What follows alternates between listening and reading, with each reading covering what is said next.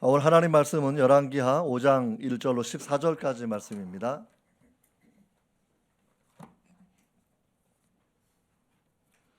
열왕기하 5장 1절로 14절까지 말씀입니다.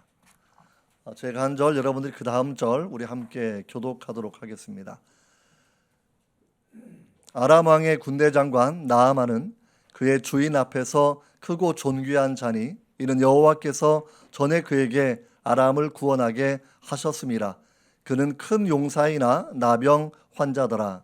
전에 아람 사람이 떼를 치어 나가서 이스라엘 땅에서 어린 소녀 하나를 사로잡으며 그가 나아만의 아내에게 수종들더니 그 여주인에게 이르되 우리 주인이 사마리아에 계신 선지자 앞에 계셨으면 좋겠나이다. 그가 그 나병을 고치리이다 하는지라. 들어가서 그의 주인께 아뢰어 이르되 이스라엘 땅에서 온 소녀의 말이 이러이러하도이다 하니 아람 왕이 이르되 갈지어다. 이제 내가 이스라엘 왕에게 글을 보내리라 하더라. 나아만이 곧 떠날새 은 10달란트와 금 6,000개와 의복 10벌을 가지고 가서 그 글을 전하니 일러스되 내가 내 신하 나아만을 당신에게 보내오니 이 글이 당신에게 이르거든 당신이 그의 나병을 고쳐주소서 하였더라. 이스라엘 왕이 그 글을 읽고 자기 옷을 찢으며 이르되 내가 사람을 죽이고 살리는 하나님이냐? 그가 어찌하여 사람을 내게로 보내 그의 나병을 고치라 하느냐? 너희는 깊이 생각하고 저 왕이 틈을 타서 나와 더불어 시비하려 함인 줄을 알라 하니라. 하나님의 사람 엘리사가 이스라엘 왕이 자기 옷을 찢었다 함을 듣고 왕에게 보내 이르되 왕이 어찌하여 옷을 찢었나이까? 그 사람을 내게로 오게 하소서. 그가 이스라엘 중에 선지자가 있는 줄을 알리이다 하니라. 나아만이 이에 말들과 병거들을 거느리고 이르러 엘리사의 집 문에 서니 사자를 그에게 보내 이르되 너는 가서 요단강에 몸을 7번 씻으라. 내 살이 회복되어 깨끗하리라 하는지라.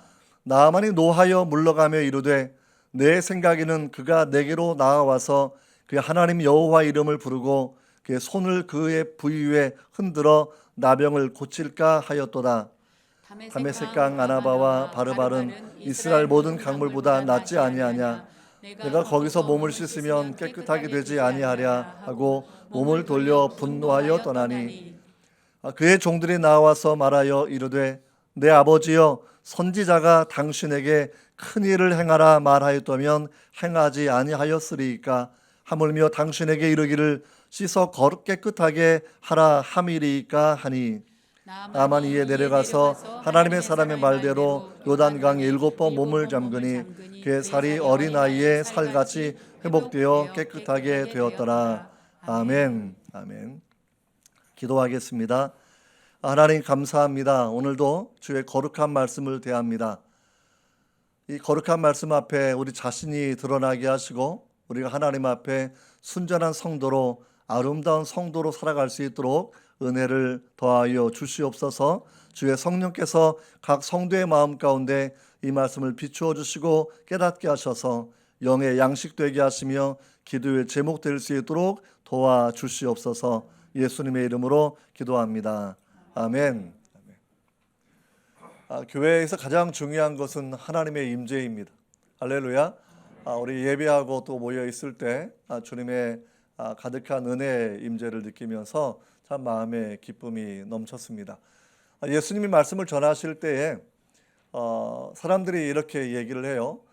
당신 문 밖에 당신의 어머니와 형제들이 왔습니다라고 이야기하니까 예수님께서 뛰어나가서 어머니 오셨어요. 내 형제들 왔네라고 인사할 줄 알았는데 주님이 그렇게 말씀을 하시는 것이죠. 누가 내 모친이고 누가 내 형제냐라고 말씀을 하시면서 주의 말씀을 듣고 행하는 자가 나의 모친이고 나의 형제다라고 이렇게 하신 말씀을 우리가 기억할 필요가 있습니다. 제가 미국에 가서 잠깐 자녀들 보고 기뻤지만 여기 와보니까 더 기뻐요. 영적인 자녀 가족에 우리가 함께 있기 때문입니다. 아버지가 한 하나님이고 우리의 구원자가 같은 예수님이고 우리를 거듭나게 하시는 분이 성령 하나님 같은 하나님이시기 때문입니다. 좌우를 둘러보시면서 우린 진짜 요즘 말로 하면 찐 가족인데 우린 찐 가족이야. 한번 자로 둘러보면서 한번 인사해 봅시다. 우리는 찐 가족이야.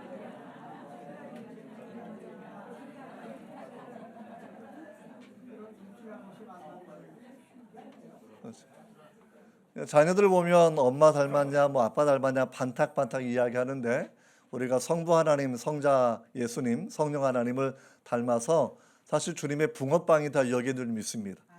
좌우를 둘러보시면서 저는 예수님 붕어빵입니다. 다시 한번 인사해 보도록 하겠습니다. 저는 예수님 붕어빵입니다. 네. 오늘은 붕어빵이 아주 가득해서 참 좋습니다. 제가 워싱턴 DC에서 이번 그 인디펜스 데이 독립기념일을 보내게 됐습니다. 자녀가 그곳에 있어서 저도 이제 미국에 살면서 뭐 살던 지역에서는 독립기념일 폭죽들을 본 적이 많이 있었지만 백악관 앞에서 본 적은 이번이 처음이었습니다. 뒤에는 링컨 메모리얼 큰 그 건물이 있고 앞에는 워싱턴 마뉴먼트 아주 높은 꼭 미사일처럼 생긴 뾰족한 첨탑이 있는데 그게 눈에 보이고 또 왼쪽에는 백악관이 있는 그곳에서 독립기념일 폭죽들을 터지는 아름다운 광경을 거의 30분에서 1시간 정도 오랫동안 앉아서 보았습니다. 많은 사람들이 워싱턴 DC를 사랑하는 이유, 좋아하는 이유 혹은 꼭 방문하고 싶은 이유는 세계의 권력이 거기에 모여있기 때문이죠. 그래서 뭐 경제의 중심은 뉴욕이라고 이야기하지만 워싱턴 DC에는 많은 로비스트들이 활동을 해야 되니까 많은 법률단체들, 로비스트들, 경제인들, 정치인들 또는 외교관들 모든 사람들이 함께 모여있는 곳입니다. 우리가 살아가는 그러한 시대는 성공의 신화가 지배적인 그러한 시대이죠. 성공을 설명할 때는 돈이 얼마나 많이 있느냐라는 것하고 우리가 얼마나 큰 권력을 가지고 있느냐 이 두 가지가 성공 신화의 가장 중요한 내용이라고 생각할 수가 있을 것 같습니다. 우리 속담에도 이런 말이 있었죠. 굽은 나무는 선산에 있고 고든 나무는 궁궐에 있다라고 얘기해서 우리가 늘 6.25 사회를 살아오면서 우리 마음의 소원들이 집안을 빛내기 위해서는 정치계에 좀 입문하면 좋겠고 왕이 신하가 되면 좋겠다 이런 마음을 우리가 가지고 살아온 것이 우리 한국 사회뿐만이 아니라 전 세계에 있는 모든 사람들이 그런 마음을 가지고 있다고도 생각해 볼 수가 있습니다. 자, 우리가 오늘 본문 말씀 바라보면 우리가 성공 신화 입신양명의 어떤 모델 중에 한 명이 그 당시 사람들에게는 나아만 장군이 해당된다고 생각할 수가 있습니다. 나아만 장군은 사실 나아만 내가 병만 낫기만 해라 뭐 이런 의미가 포함되어 있는데 그래서 정말 그가 병에 걸리기 전에는 지금 요즘 말하면 시리아라는 국가 지역인데요. 시리아 국가의 군대 총사령관이기도 합니다. 정말 이방 사람이었고 아람 왕국의 군 지도자였지만 우리가 오늘 1절 말씀 바라보시면 표현되어 있는 것처럼 그는 자기 주인 앞에서 크고 존귀한 자 그리고 그는 큰 용사다라는 그런 평가를 받는 사람이니까 뭐 무공도 뛰어나고요. 군사 지략도 뛰어나고요. 그리고 군대에서 구국의 영웅, 자기 나라를 구했던 영웅으로 칭송받는 사람이라는 것을 우리가 분명히 알 수 있습니다. 그러니까 굉장히 모든 사람들이 좋아할 만한 그런 사람이라는 거예요. 왕도 귀하게 여겼고 백성들 귀하게 여겼던 우리로 말하면 뭐 강감찬, 이순신 뭐 이런 장군쯤 되는 사람이 분명히 아니었겠습니까? 아람 왕국은 이스라엘 나라가 아닙니다. 유다 왕국도 아닙니다. 이방 나라인데 그 나라가 오늘 귀하게 많은 본문을 차지하고 있고 또 이스라엘과 유다의 그러한 지도자가 아니라 군대 사령관이 아니라 이방 나라 아람 왕국의 군 사령관이 오늘 5장 그리고 6장이 계속 이스라엘 이야기 나오고 있다라는 거예요. 왜 이방 사람 이렇게 중요한 부분을 차지하고 중요한 주인공처럼 기록되는 것일까요?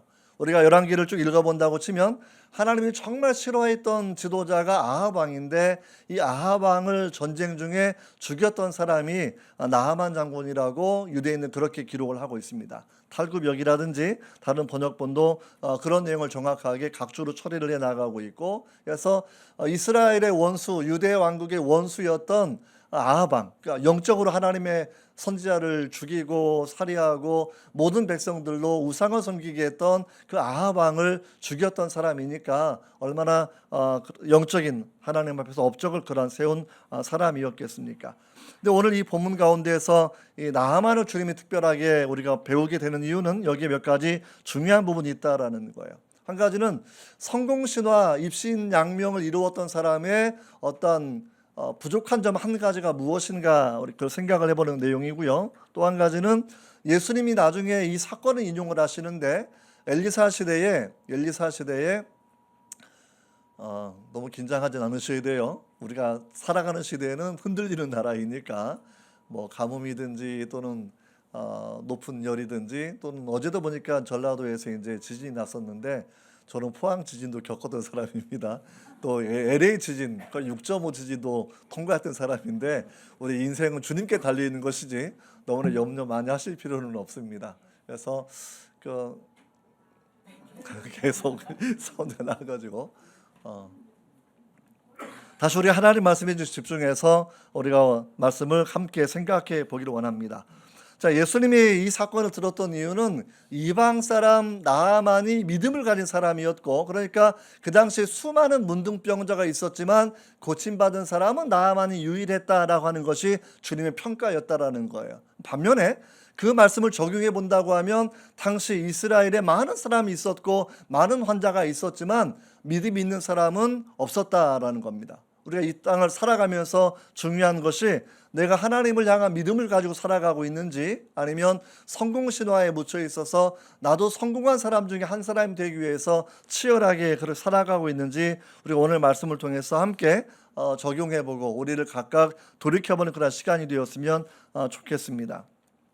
우리가 오늘 등장인물을 함께 나아만 장군이 있고 나아만 장군의 여종이 있고 그 다음에 여러 종들의 이야기가 있고 아람 왕의 이야기, 그 다음에 이스라엘 왕의 이야기, 크게 우리가 네 가지 부분을 바라보면서 각각의 사람들이 어떠한 말을 하고 있고 어떠한 특징들을 가지고 있는지 우리가 함께 하나씩 나누어서 생각해 보기를 원합니다. 자, 1절을 같이 읽어보시면 1절 같이 한번 읽어보도록 하겠습니다. 시작. 아람 왕의 군대 장관 나아만은 그의 주인 앞에서 크고 존귀한 자니 이는 여호와께서 전에 그에게 아람을 구원하게 하셨음이라. 그는 큰 용사이나 나병 환자더라. 나아만 그러한 이름의 뜻은 정중하다 혹은 공정하다라는 그런 뜻을 가진 아주 좋은 이름입니다. 그래서 당시에는 수리아 지역이었고 그다음에 우리가 요즘으로 말하는 시리아 지역인데 그 지역의 군대 장관으로 활동했던 사람이라 우리가 알고 있습니다. 당시 아람의 왕은 벤하닷 1세라고 우리가 알고 있고요. 벤하닷 1세가 너무나 총애하는 군대 사령관, 믿고 맡길 만한 정치인, 크고 존귀한 자가 되었으니까 단순히 전쟁만 능한 장군이 아니라 정치도 잘할 수 있는 그런 감각 있는 사람이라는 것을 우리가 오늘 본문을 통해서 알게 되는 것이죠. 정말 이가 이렇게 놀라운 신임을 왕으로부터 받고 있고 백성들로부터는 구국의 영혼 아람을 구원한 사람이니까 얼마나 대단한 그런 존경을 받겠습니까?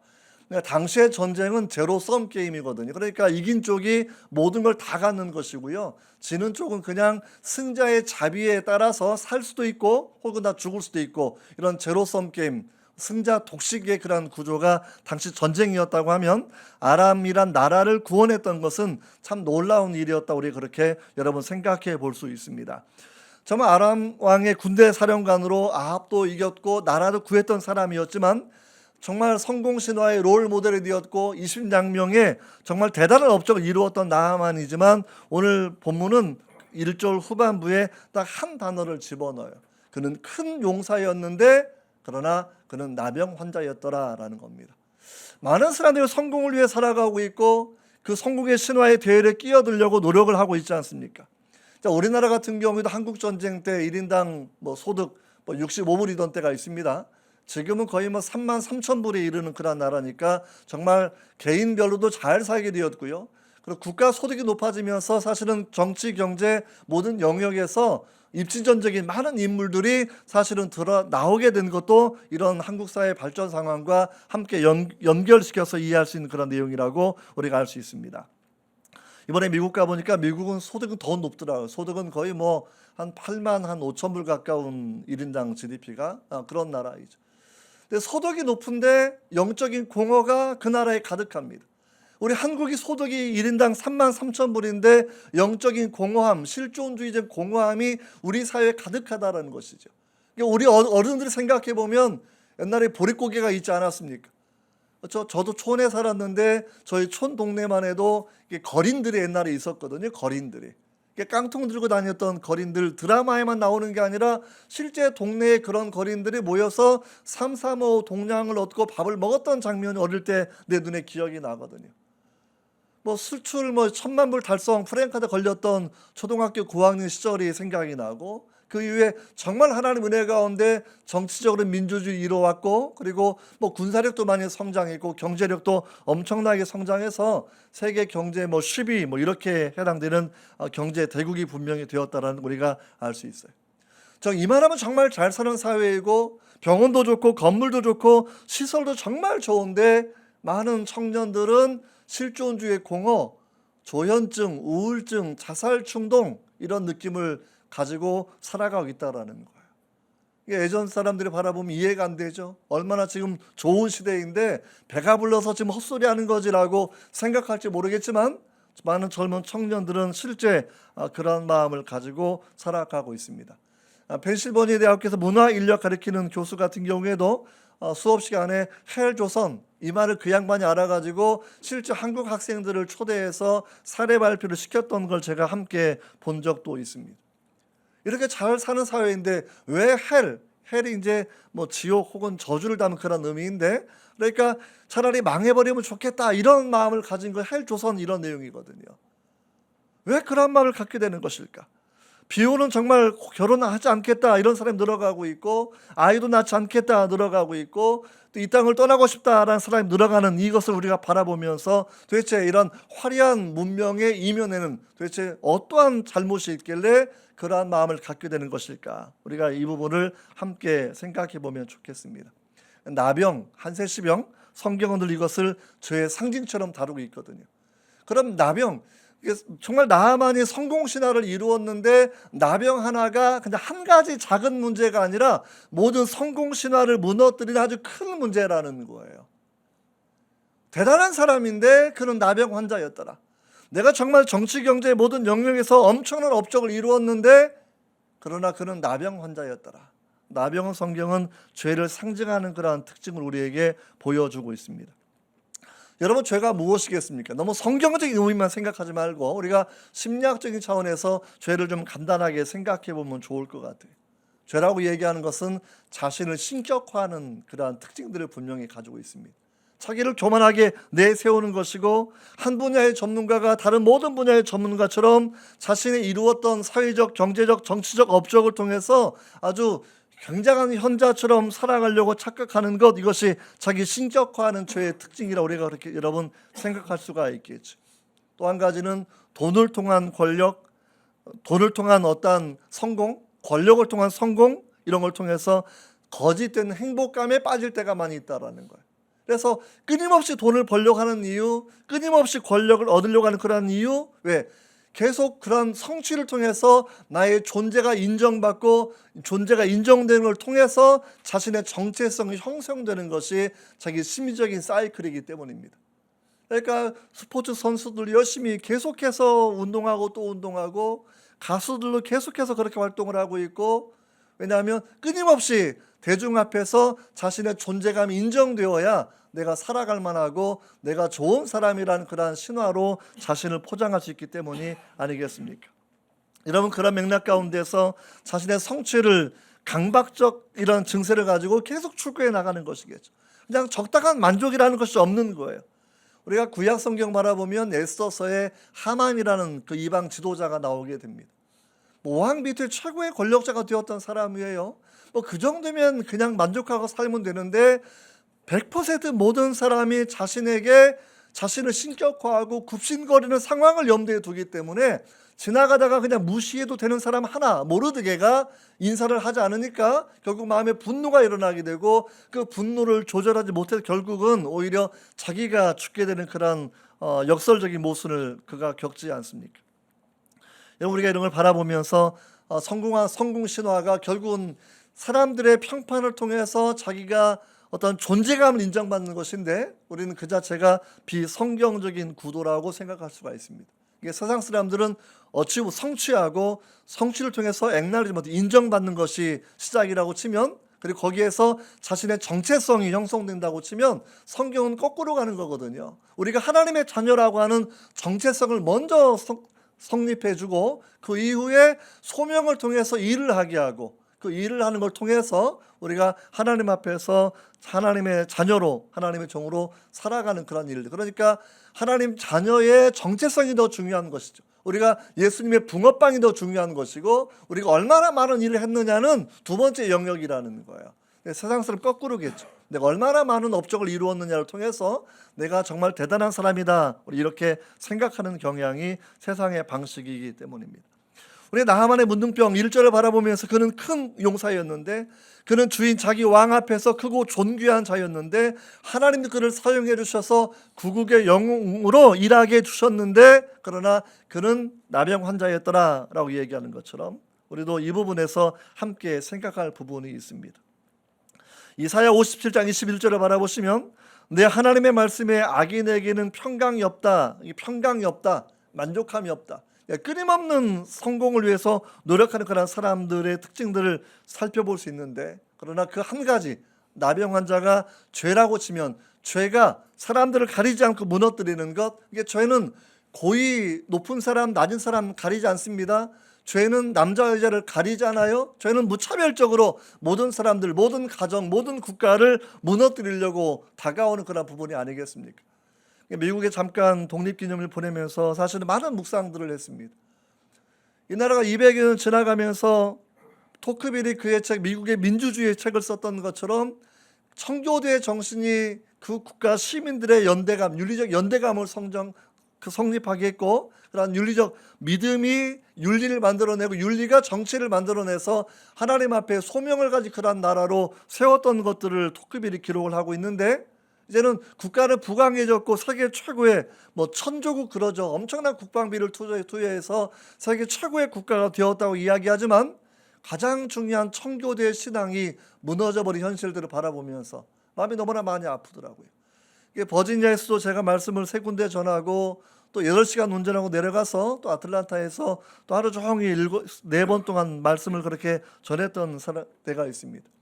말씀을 전하면 청년들을 만나고 아틀란타 같은 경우에는 거의 개척한 지 8년 만에 한 1,300명 넘는 성장한 교회였는데 말씀을 전하고 이러면서 청년을 만나고 그다음에 목회자의 자녀들 잠깐 만나면서 그들의 마음이 얼마나 많이 무너져 있는지를 제가 알게 돼요. 교회 나오는 청년들이 하나님을 향한 갈급함이 있지만 교회만 떠나고 세상에 나아가게 되면 세상이 뒤죽박죽 되어버린 거죠. 뒤죽박죽. 그래서 이걸 어떻게 할 것인가 라는 그런 마음들을 가졌던 생각이 나요.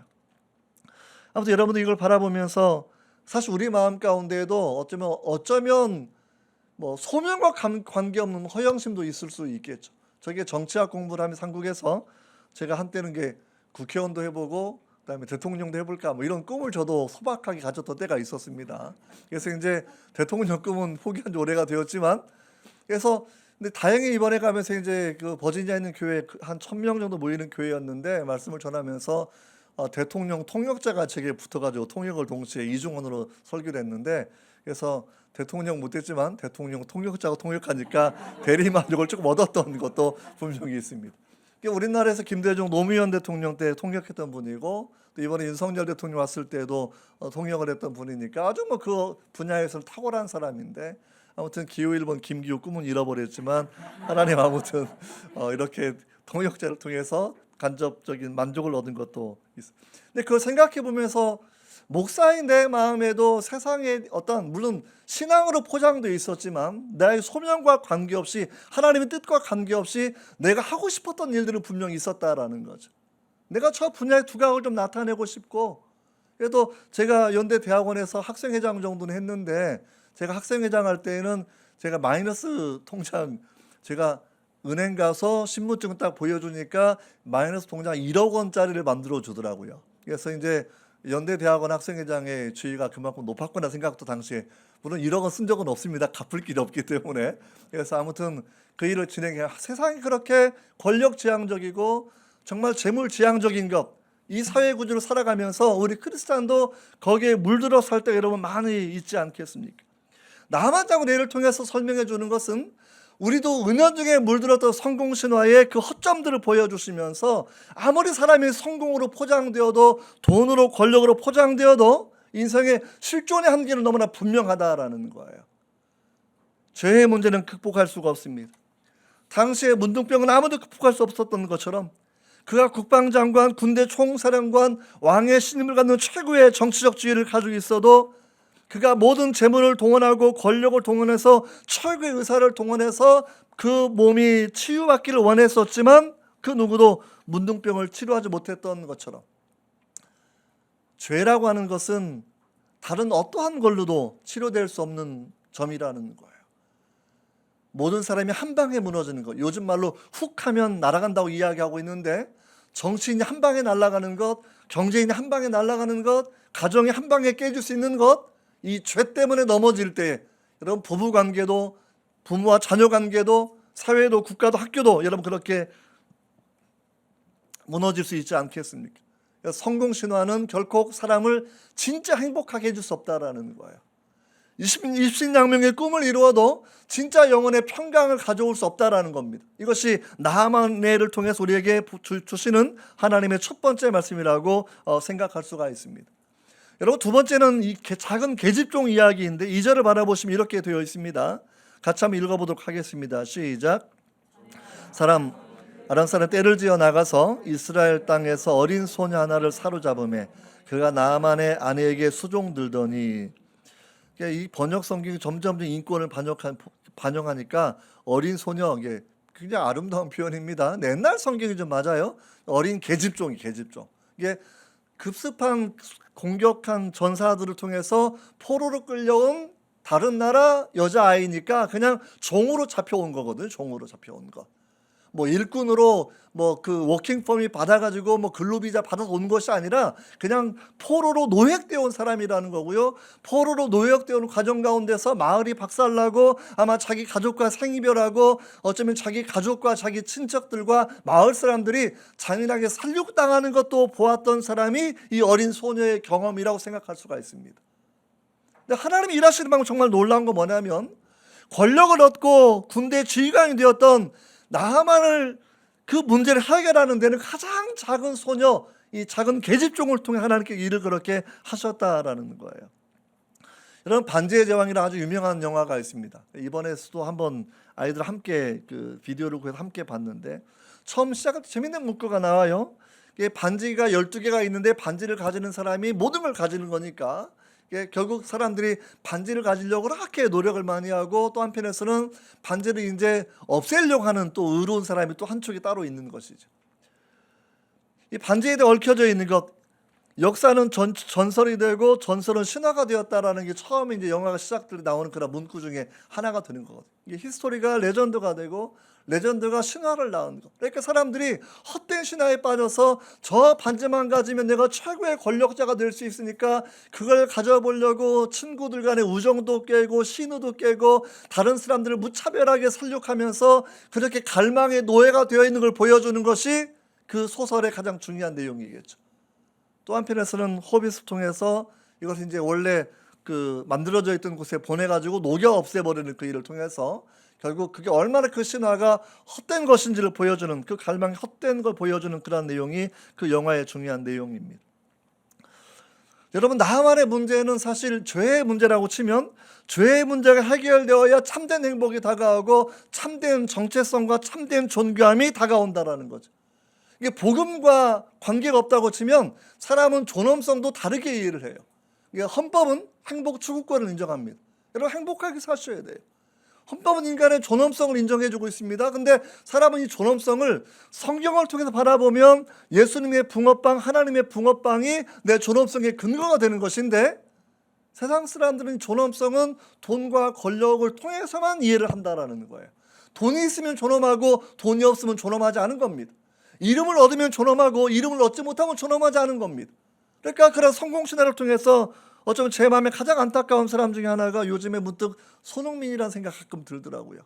그러니까 아버지가 못다 이룬 꿈을 위해서 아이에게 축구를 가르쳤고, 그러니까 축구선수 생명을 위해서는 결혼도 못하게 하고 자기는 신앙인이고 기도하는데 자기 아이는 교회 가는 거, 신앙생활하는 것도 제대로 신경 쓰지 않는 아버지의 모습을 제가 바라보면서 이게 정말 제대로 된 아버지일까 하는 생각이 들더라고요.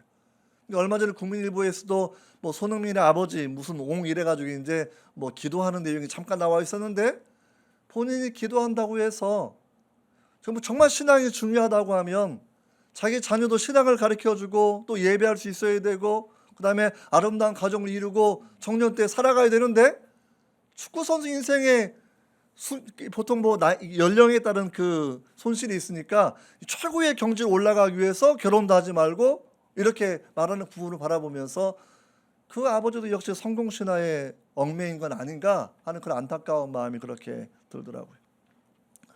뭐 웬만한, 사실 손흥민 정말 부럽죠. 제가 이번에 미국 돌아와서 이제 어제도 이제 금요일 날 유스그룹에 가서 이제 세미나하고 왔는데, 수련회 가가지고 뭐 이렇게 유니폼을 입고 있어요. 손 7번 써 있는 거예요. 그래서 이제 손흥민을 그렇게 이제 꿈꾸는, 축구 선수를 꿈꾸는 애가 거기 또 앉아 있는 건데, 그래서 손흥민 하면 연봉 엄청납니다. 그 사람 연봉이 뭐 주급 자체가 웬만한 사람 연봉의 몇 배가 되니까 엄청난 연봉이 있고, 뭐 정말 좋은 차를 잘 타고 다니고 있고, 근데 정말 축구계의 대단한 명성도 가지고 있고, 근데 그 명성이 마치 나하만 장군이 모든 걸 이루었지만 진짜 행복하지 않았던 것처럼, 스포츠 선수가 또는 유명한 가수가, 유명한 배우가, 유명한 정치인이 모든 걸 가진 것처럼 보여도 죄의 문제가 남아있다고 하면 그 영혼에는 공허함이 있고 그 영혼에는 외로움이 있다. 우리가 이런 부분을 생각해 볼 수가 있습니다. 제가 이제 이 어린 계집종 이야기를 한 것은 굉장히 중요한 것을 잠깐 나누기 위해서예요. 내가 만약 계집종으로 사로잡혀 왔다고 하면, 나하만이 문둥병 걸렸대 그러면 하나님 감사합니다 그랬을 거라는 거죠. 우리 마을을 무너뜨리고 내 가족과 내 친척들 어쩌면 살상했을 사람인데, 내가 고향 땅 살지 못한 이국에 끌려와서 내가 출세한 게 아니라 그냥 종으로 살아가고 있는데, 내 신세를 망친 사람 생각하면 화가 나가지고 하나님이 살아계시는군요. 저 사람은 나병 걸려야 된다고 하나님의 정의라고 우리가 그렇게 생각할 수 있는데, 이 어린 소녀는요 3절을 바라보면 마음에 감동이 딱 돼요. 3절 같이 한번 읽어보시죠. 3절 시작. 여주인에게 이르되 우리 주인이 사마리아에 계신 선지자 앞에 계셨으면 좋겠나이다. 그가 그 나병을 고치리이다. 어떻게 이런 마음을 가질 수 있을까? 어떻게? 이건 은혜를 아는 자이거든요. 자신의 삶을 원망하고 불평하고 나는 살지 않겠다, 죽고 싶다, 나를 힘들게 한 저 원수 함께 죽어야 된다, 뭐 이런 신념이 아니라, 자기 힘들게도 원수 같은 그 사람의 지도자마저도 내 선지자 앞에 계셨으면 그 병이 나을 텐데, 저가 복음을 듣고 구원을 받으면 좋겠다라는 그 아주 선한 마음을 가지고 있는 이 어린 계집종의 말씀 모습을 바라보면서 우리가 중요한 용서의 가치를 여기서 분명히 배워야 한다라는 거예요. 여러분, 용서라고 하는 이 부분, 이게 자기가 당한 상처를 털지 않으면, 그 희생을 용서하지 않으면 사실은 이 사랑을 베풀 수가 없는 거거든요. 우리도 마찬가지이지 않겠습니까? 사실 우리가 이제 요즘 학생들은 북침 남침도 막 헷갈려요. 그러니까 이제 북한이 침략해 왔느냐, 우리가 올라간 이래가 북침 남침 막 논쟁이 많은데, 제가 유튜브 애들 때문에 유튜브를 잠깐 보다가 아주 국사 선생이 아주 재밌는 강의를 하더라고요. 예배 시간 하기 좀 그런데 똥침하죠. 똥침. 그렇죠? 손가락으로 똥꼬를 찌르면 똥침이 되는 건데, 그럼 이게 손침이냐 똥침이냐를 물어보는 거. 그러니까 손이 가해자고 이게 밑에가 이제 피해자인데, 가해자 입장에서 하면 손침인데 피해자 입장에서 보면 똥침이 되는 거고, 그러니까 나만이 침략을 받았으니까 그러니까 남침이 되는 거다. 그래서 아주 재밌는, 이해가 좀 되세요? 아무튼 그래서 이제 남침이 북침이야 남침이다, 피해자 입장에서. 이 여자 계집종도 피해자 입장에서는 용서할 수 없는 사람인데 용서했다라는 것, 이것이 복음을 아는 사람의 마음의 자세라는 것이죠. 우리가 내 가족들이 예수 믿기 원하고, 서울의 시민 예수 믿기 원하고, 잃어버린 내 친척들이 예수 믿기를 원했을 때도 마찬가지 맥락인데, 우리가 이런 하나님의 사랑을 먼저 한 사람이 먼저 용서하고 정말 그가 하나님 앞에 존귀한 사람 될 수 있도록 하는 그런 마음을 가지는 것이 우리 가운데 분명히 있어야 한다라는 겁니다. 그러니까 하나님은 결국 정말 아무 권력도 없고 아무 돈도 없는 가장 작은 소녀 하나를 통해서 가장 권력이 가장 많은 돈을 가졌던 나하만의 문제를 치료해주는 복음을 전하게 해주었던 것처럼, 결국 우리도 받은 그 은혜, 하나님 받은 그 사랑을 가지고 다른 사람이 전달하게 되었을 때 우리가 놀라운 그러한 변화를 일으킬 수 있다라고 여러분 생각할 수가 있습니다. 정말 이 계집종의 그러한 자기 마음에 용서가 있었고요. 용서를 통해서 사랑을 실천할 수 있는 것. 우리도 마찬가지인데 내가 왜 전도하지 않을까? 내가 왜 복음을 나누지 않을까라고 하게 되면 내 마음에 참된 용서와 사랑의 마음이 아직은 획득되지 못했을 때 우리는 전도의 입술이 닫힐 수밖에 없고 우리는 복음을 나누지 않으려고 할 거다라는 그런 마음도 우리가 생각해 볼 수가 있습니다. 여러분, 그 다음에 이제 우리가 나하만의 이야기를 다시 돌아 생각을 해 보려고 합니다. 나하만 장군. 나하만이 엘리사를 만나러 갈 때 준비한 걸 좀 바라보시면 정말 놀라울 정도예요. 우리가 이제 달란트, 금 6,000개 나와 있는데 이걸 제가 지금 성경에 둔 킬로그램으로 바꿔 놓은 게 소개하면 은은 340kg이고요. 금은 약 70kg 정도가 돼요. 그러니까 자기가 병 나으려고 금을 준비한 게 요즘 골드바 1kg 한 6천만 원쯤 될 텐데 그거 한 42개 정도 가지고 가는 거예요. 한 42억 정도 가지고 가는 거고요. 그 다음에 은값, 은값이 좀 가볍긴 하지만 아무리 적게 잡아도 그냥 현금같이 한 50억 원 가지고 가는 거고, 고급 옷 10벌. 그러니까 우리가 거지와 부자 나사로 이렇게 보면 이제 부자와 거지 나사로 바라보면 이 옷 하나가 요즘 돈으로 1억 원 정도 하는 옷들입니다. 이게 싼 옷이 아니에요. 이게 고급 귀족이 입는 그 옷을 10벌 준비해서 최고급 양복 10벌 준비해가지고 지금 엘리사를 만나러 가는 거죠. 옛날 사람들은 신을 만날 때 자신의 업적과 자신의 황금과 자신의 권력을 통해서 나를 만날 수 있는 신을 그들은 그렇게 조작이 가능하다고 생각한 사람들입니다. 이게 이방 사람들이 신을 대하는 그런 자세였고 이 사람도 그런 자세를 가지고 그렇게 하나님을 만나러 갔다라는 거예요. 그런데 엘리사가 하나도 받지 않습니다. 아니, 엘리사가 그를 나와서 마중하고 환대하지도 않아요. 그 했던 이야기는 종을 보내서 저 요단강에 가서 7번 몸을 씻어라. 그러면 내 몸이 나을 것이다. 이런 이야기만 여러분 전해주고 있다라는 거거든요. 여러분, 이 대목을 바라보면 굉장히 중요한 몇 가지 교훈도 여기에 함께 포함되어 있습니다. 우리가 하나님을 어떻게 생각하는 것일까? 우리가 하나님을 감동하는 방법은 무엇일까? 이방 아람 왕의 왕도 친서를 써주면 그 신을 만날 수 있을 거다 생각을 했던 사람이고, 그다음에 이 나하만도 많은 재물을 준비하고 이 재물이면 하나님도 내가 감동시킬 수 있고 엘리사 선지자도 감동시킬 수 있다고 생각하고 그렇게 갔을 텐데, 엘리사의 행동은 뭐냐면 그렇게 생각했던 모든 것들은 복음이 아니라는 거예요. 복음은 사람을 돈으로 차별하지 않습니다. 복음은 사람을 귀천으로 차별하지 않습니다. 복음은 사람을 성별로 차별하지 않습니다. 구약 성경이지만 복음의 원리 여기에 담겨져 있는 거거든요. 그냥 하나님의 은혜로 치료가 되는 것이고 하나님의 은혜로 병이 낫는 것이지, 돈이 사람을 치료하는 것도 아니고 권력이 사람을 치료하는 것도 아니고 자신의 어떤 큰 업적을 통해서도 하나님께 어떤 은혜를 얻는 것은 아니다라는 그런 부분을 우리가 오늘 이 내용을 통해서 여러분 살펴볼 수 있다라는 거예요. 여러분, 우리는 어떠한 마음을 가지고 하나님을 대할 때가 있습니까? 이방신을 대할 때는 권력도 필요하고 돈도 필요하고 자신의 정성도 필요할 겁니다. 근데 우리가 하나님을 대할 때 어떠한 제사가 필요한 것일까요? 왜 나하만이 엘리사가 종을 보내가지고 요단강 가서 7번 몸을 씻어라고 얘기했어요? 왜 화를 냈을까요? 아니, 돈도 굳히고 옷도 굳히고 다 가지고 돌아갈 수 있는데 왜 화를 내는 걸까요? 자신의 사고방식하고는 전혀 맞지 않기 때문이에요. 내가 생각하는 종교생활, 내가 생각하는 치료 방식 생각한다고 치면 자기 정도가 오게 되면 왕도 친서를 써주고 왕도 벌벌 떠는 판인데, 저 엘리사 정도는 와서 납작 엎드려가지고 그리고 이제 앞에서 요란한 행동을 하면서 병을 낫도록 정성을 다해야 되는데 코빼기도 보이지 않고 그냥 말로만 지시하는 것, 이걸 보면서 그가 여러분 화가 막 나는 것이 아니겠습니까? 다시 말하면 복음은 육신에 속한 사람의 자존심을 무너뜨려 버립니다. 외형은 중요하지 않다라는 거예요. 모든 죄인, 모든 환자가 의사 앞에 평등한 것처럼, 그렇죠? 모든 죄인 하나님 앞에 동등하게 죄인이에요. 그러니까 하나님이 죄인을 차별하지 않아요. 똑같은 죄인이에요. 왕의 죄인이라고 좀 더 잘 대우해주고 평민 죄인이라고 더 하대하는 것이 아니라 하나님 앞에 다 똑같은 죄인들.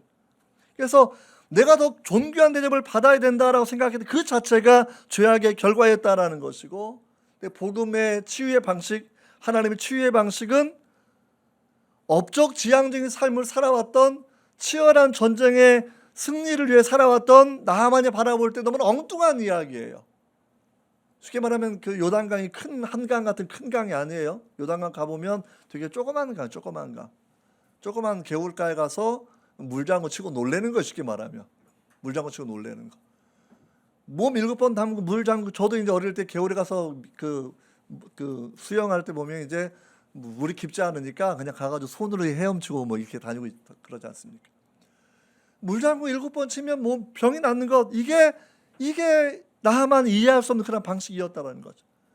자기처럼 무공이 출중한 장군이니까 정말 엄청난 업적들을 요구해야 되는데 하나님은 그렇게 요구하지 않습니다.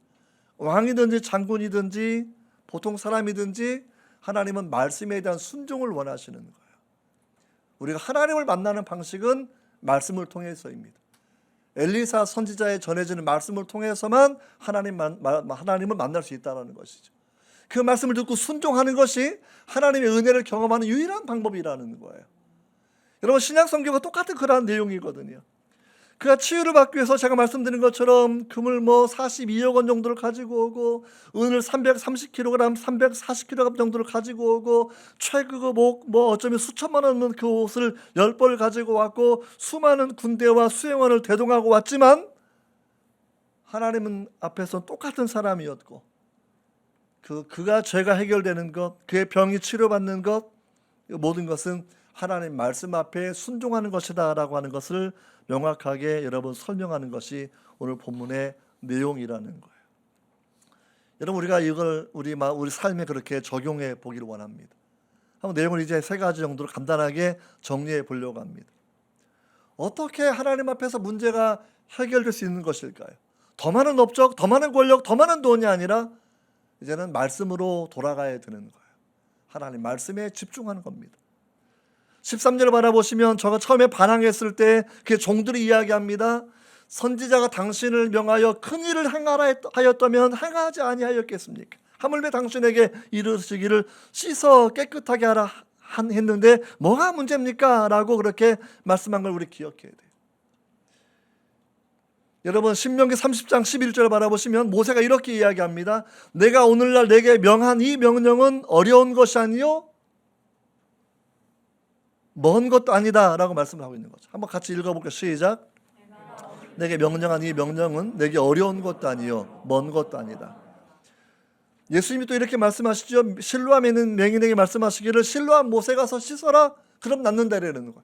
정말 단순한 것들. 사도 바울이 이렇게 이야기합니다. 로마서 10장 8절인데 앞에 있는 말씀이 있고요. 시작. 그러면 무엇을 말하느냐? 말씀이 내게 가까워 내 입에 있으며 내 마음에 있다 하였으니 곧 우리가 전파하는 믿음의 말씀이라. 말씀을 마음에 믿으면 된다라는 거죠. 말씀을 마음에 믿고 입으로 시인하고 말씀을 따라 행동하고 순종하여 살아가는 것, 이것이 구원을 이루어가고 성화를 이루어가는 방식이라고 우리에게 그렇게 여러분 설명해 주고 있습니다. 여러분, 정말 말씀과 믿음과 은혜가 이렇게 연결된다라는 거고요. 그리고 이 내용을 통해 우리에게 드러내 주시는 것은 사실은 나하만 개인의 치유와 믿음, 이것이 아니라 이방 사람 나하만도 결국은 말씀에 순종했다라는 건데, 하나님의 능력을 신뢰했다라는 건데, 진짜 하나님을 알고 있는 이스라엘 사람, 위대한 선지자 엘리사 보유국, 손흥민 보유국처럼 엘리사 보유국 이스라엘은 진짜 하나님 말씀에 순종하지 않았다라는 거예요.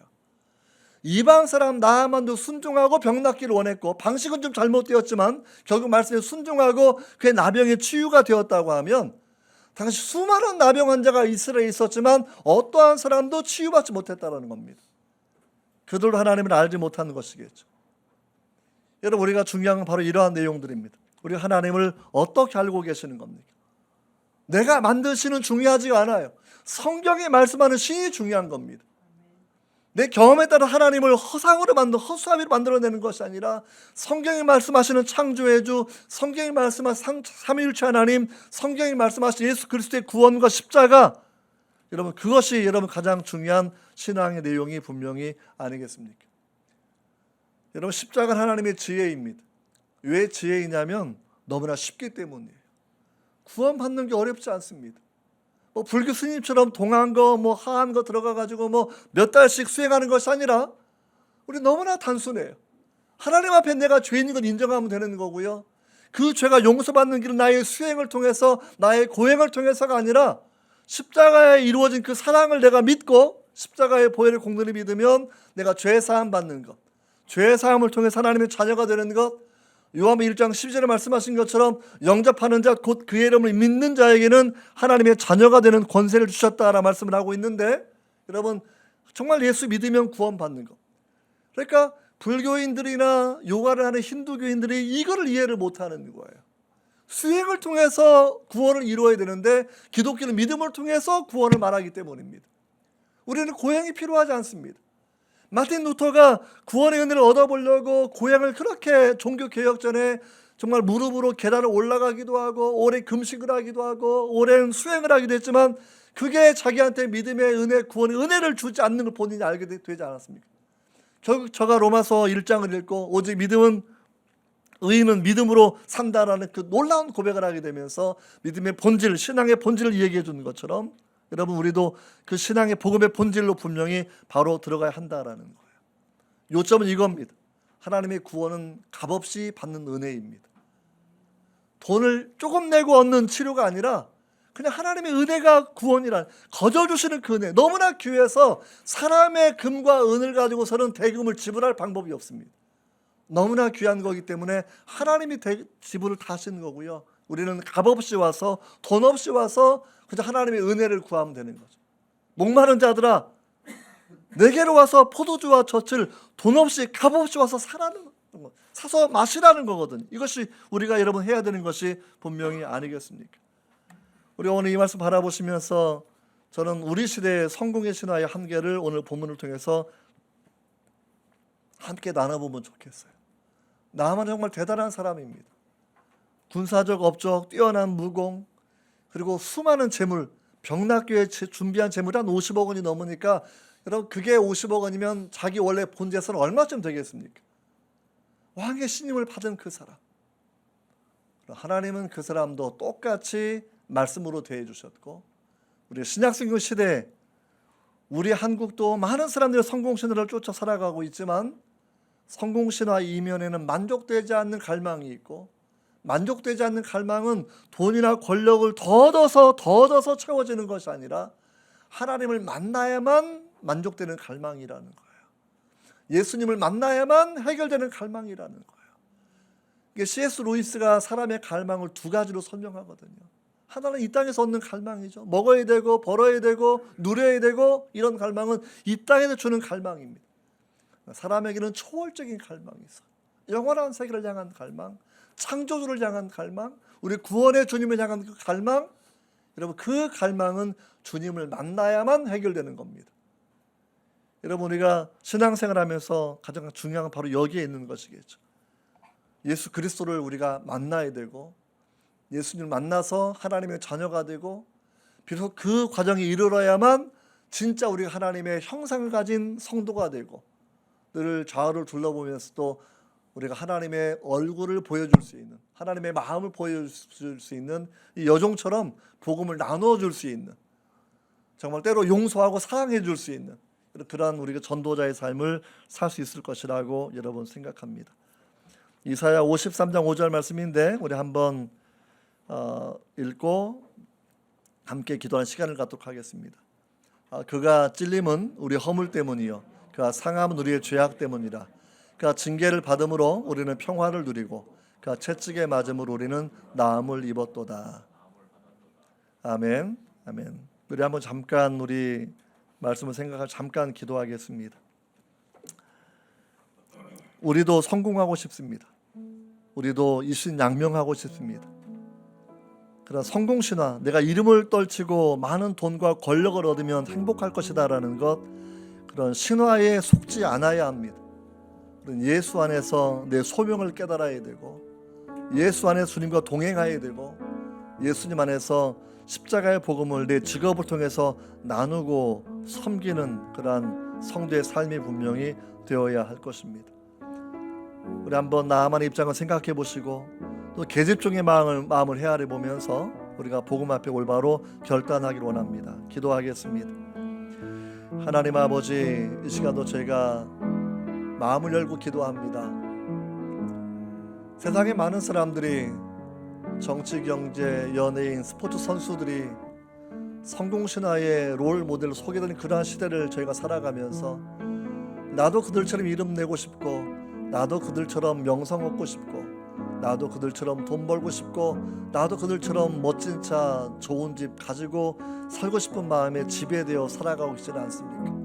오 주님, 긍휼을 베풀어 주시고, 나만이 크고 위대한 용사였지만 나병 환자였던 것처럼 이 땅을 살아가는 날 동안 아버지 앞에서 하나님 근원적인 죄가 해결되는 그 은혜를 베풀어 주시고, 하나님 말 만나고 예수님 만나고 구원의 은혜를 누리는 성도가 될 수 있도록 하나님 도와주시기를 원합니다.